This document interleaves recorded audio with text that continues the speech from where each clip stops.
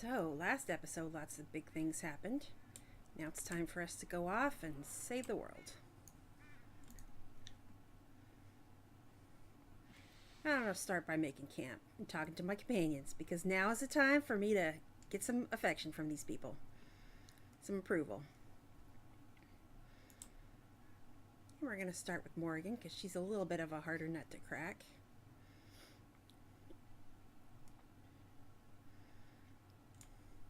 Now, before I talk about Morgan, I will mention that she has a tendency to be a controversial character.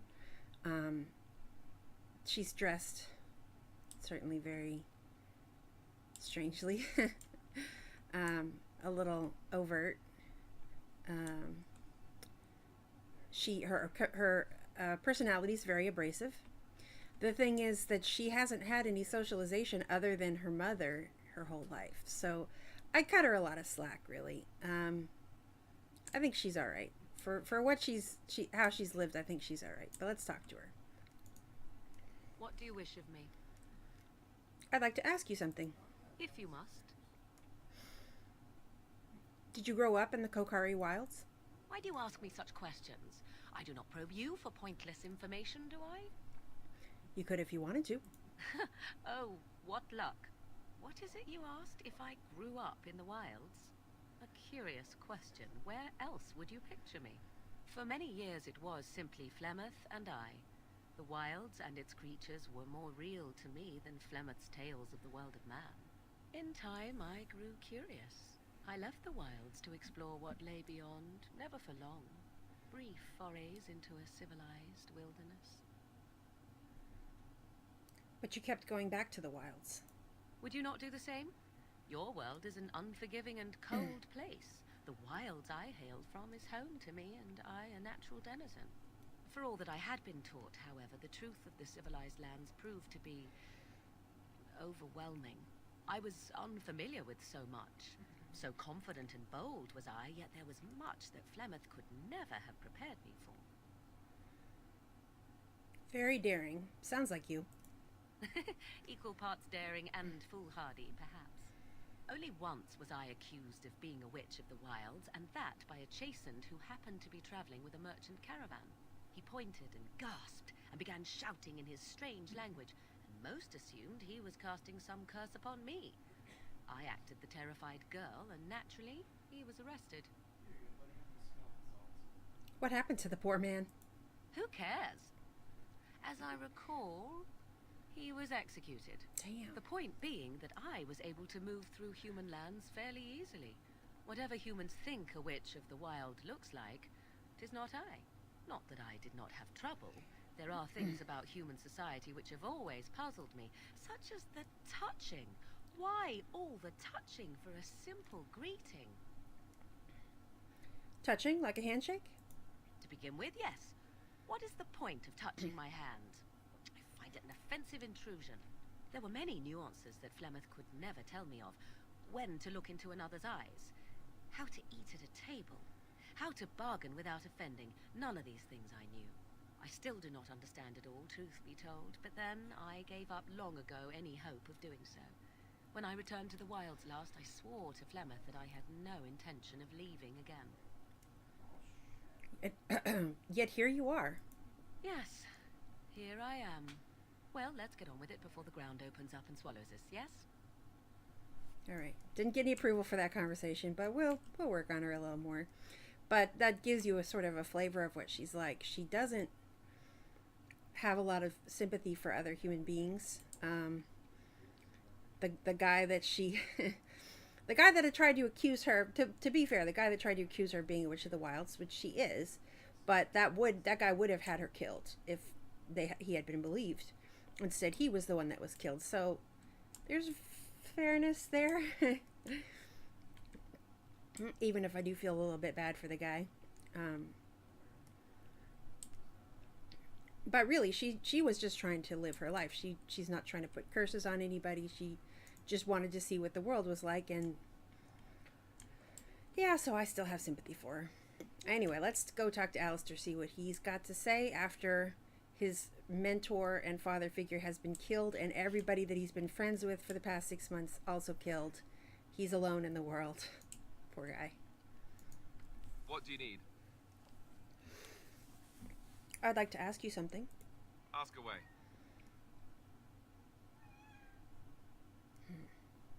So how did you become a Grey Warden?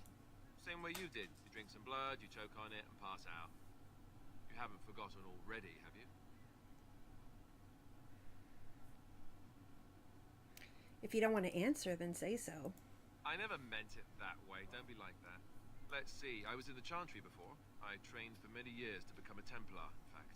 That's where I learned most of my skills. You don't seem like the religious sort. You're telling me I was banished to the kitchens to scour the pots more times than I can count. And that's a lot. I can count pretty high. The Grand Cleric didn't want to let me go. Duncan was forced to conscript me, actually, and was she ever furious when he did. I thought she was going to have us both arrested. I was lucky. Why did the Grand Cleric want to keep you? I wondered that myself. It's not as if she valued me highly. I think she just didn't want to give anything to the Grey Wardens, is all. The Chantry didn't lose much. And I think I can do more fighting the Blight anyhow, rather than sitting in a temple somewhere. I'll always be thankful to Duncan for recruiting me. If it hadn't been for him, you know, I wouldn't have. I'm sorry. No, it's... I'm sorry. I shouldn't be. It's fine. He died a hero. They all did. Come on, let's go. I think I'm done talking. Poor Alistair. I also didn't get any affection for that conversation, but I deliberately didn't pick the most affectionate answer. Like I said, I can always bribe him later, so... Alright, so we're really officially into the real game now, quote-unquote real game, because of all the preamble is done now. So now is the actual story, which is me and Alistair, the last two Grey Wardens, are going to have to stop the Blight. We have no idea really how that's done. We're also, well, we're alone. And with no one to help us, no army, it's going to be rough. So let's go ahead forward and to the first town that will be swallowed by the Blight, Lothering. Very well. Oh yeah. This is my full team. I don't have anybody else, so as I get more companions, there'll be someone in the fourth slot, though. Lothering.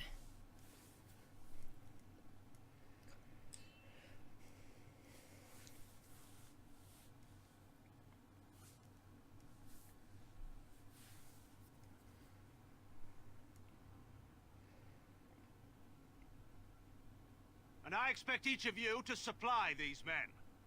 We must rebuild what was lost at Ostagar, and quickly.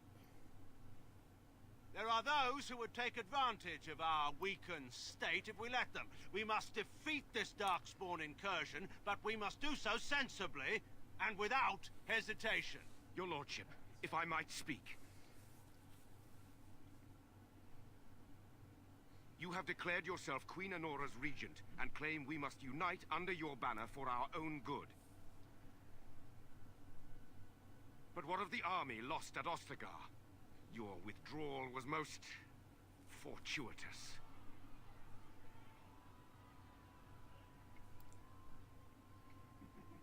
Everything I have done has been to secure Ferelden's independence. I have not shirked my duty to the throne, and neither will any of you! The Bannorn will not bow to you simply because you demand it. Understand this. I will brook no threat to this nation from you or anyone.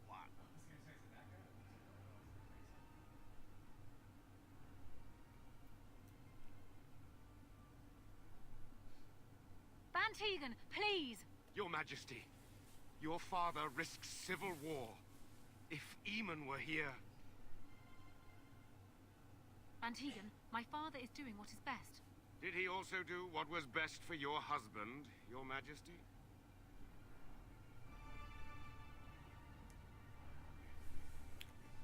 Yep, we got trouble in the capital.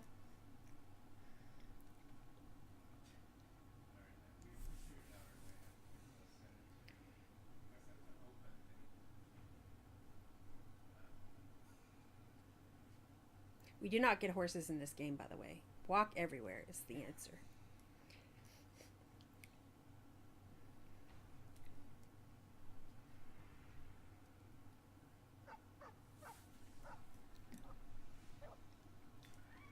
Good doggo.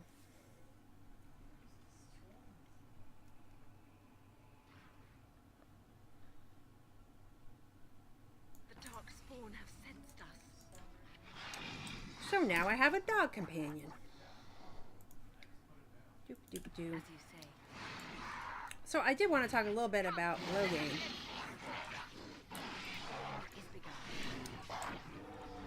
And that is, the thing about Loghain is, when I first played this game, I did just have an impression of him as, you know, he's the villain. There's not really any, there's not really anything behind his actions other than malice, that sort of thing. Alright, we're going to talk to the dog, so let's have the scene. He wags his tail, and happily and pants. Those Darkspawn didn't hurt you, boy, did they? I think he was out there looking for you. He's chosen you. Mabari are like that. They call it imprinting. Does this mean we're going to have this mangy beast following us about now? Wonderful. He's Sure not does. mangy. I've always wanted a dog like this. Maybe it's meant to be. Happy bark. Alright, now I gotta name the dog. Alright, okay. Let's come up with a name. Barky. No, that's a little too on the nose, Barky. We'll call him Glendiff. Glendiff it is.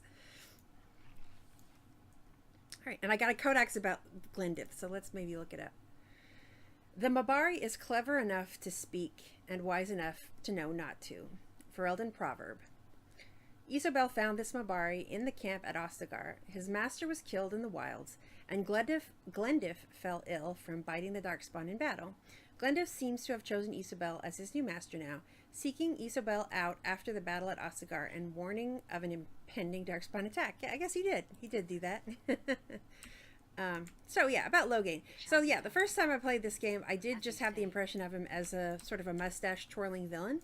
I shall I have played at this point the game many times, and I also even read the prequel book, which was about the first Dragon Age book was about it was about King Merrick and the end of the Orlesian occupancy of Ferelden, and how Merrick basically overthrew the Orlesians and became king with Teyrn Loghain, his best friend, is at his side.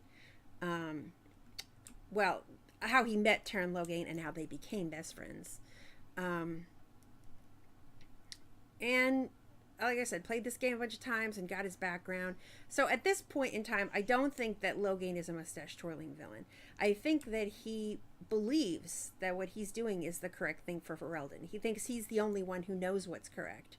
And he does do a lot of morally questionable things, well, outright immoral things, to do what to protect Ferelden.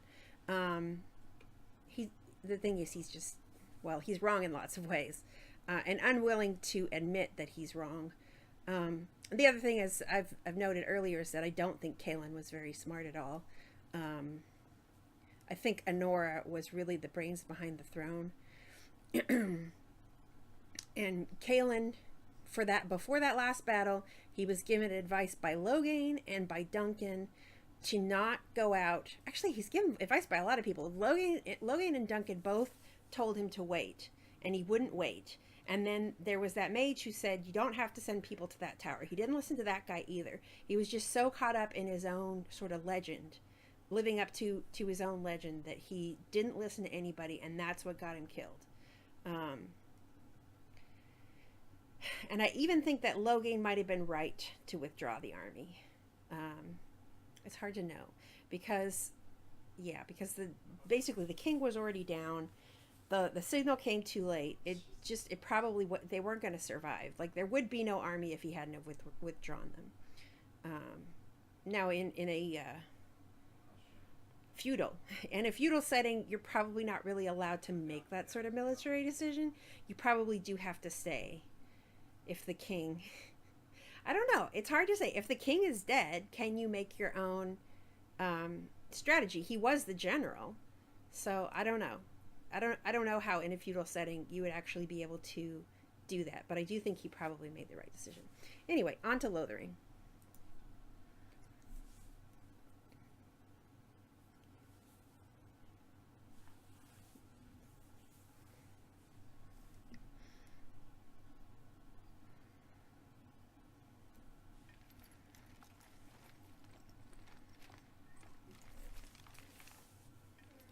Wake up, gentlemen.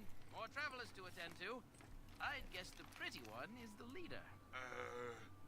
They don't look much like them others. You know, maybe we should just let these ones pass. Nonsense. Greetings, travelers. Highwaymen, preying on those fleeing the Darkspawn, I suppose. They are fools to get in our way. I say, teach them a lesson.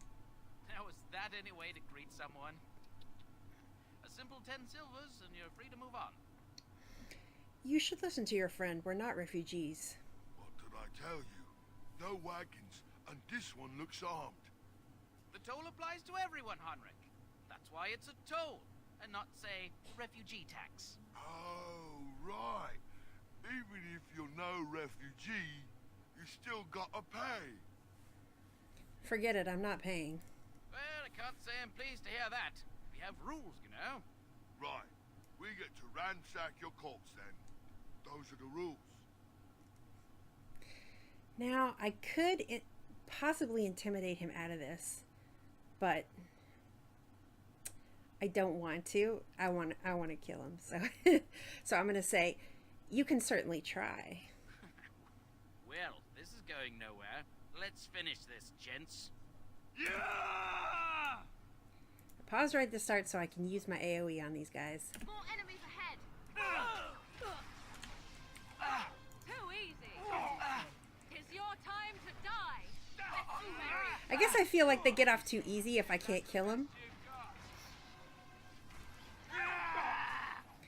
Mostly because they've clearly killed other people before they reached me. Now we get our hands dirty. Let's kill the archer. All right. We surrender. We're just trying to get by before the Darkspawn get us all. Get by, you're a criminal. Yes, I'm a criminal. I admit it. I apologize. I'm turning you into the authorities. There aren't any. Just the Templars, and they'll execute me.